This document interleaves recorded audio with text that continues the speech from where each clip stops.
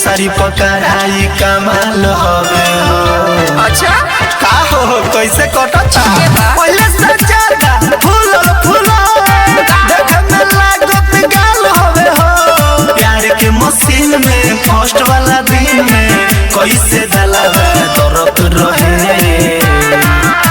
सुहाग वाली रतिया बुताइल रहे बतिया पलंग पर पियावा पलत रहे। सुहाग वाली रतिया बुताइल रहे बतिया पलंग पर पियावा पलत रहे। सुहाग वाली रतिया बुताइल रहे बतिया ब्रांड रिकॉर्डिंग स्टूडियो बसंत कहे न कैसे शुरू भइल तोहनी के खेला रे।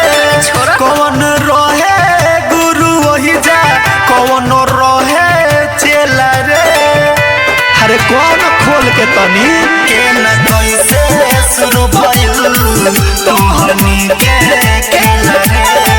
कौन रहे गुरु वही जा कौन रहे चेला रे। काम लगातार भइल 4 बजे ले प्यार भइल ऐसन छक्का लागल बाउल बॉन्डरी के पार गइल। केहू न केहू से हटल को कम हो दोनों में से में भरल बाबे दम हो। समझल गोर पकड़ के बोर भइल कि न कैसे कलावा हालत रहे। अरे हाली हाली सुहाग वाली रतिया बुताइल रहे बतिया पलंग पर पियावा पलत रहे। सुहाग वाली रतिया बुताइल रहे बतिया पलंग पर पियावा पलत रहे।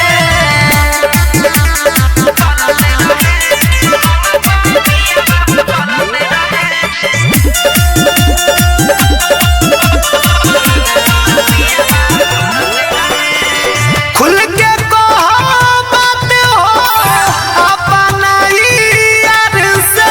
अच्छा। परल तला चार ना लमुआ के धार से। अरे रहे दो खुल के कहो बात हो अपना यार से।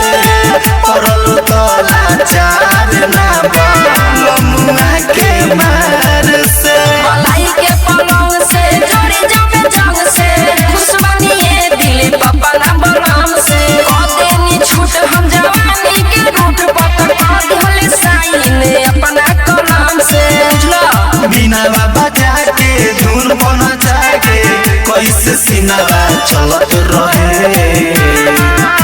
सुहाग वाली रतिया बुताइल रहे बतिया पलंग पर पियावा पलत रहे। सुहाग वाली रतिया बुताइल रहे बतिया पलंग पर पियावा पलत रहे। ब्रांड रिकॉर्डिंग स्टूडियो बसंत बाजार।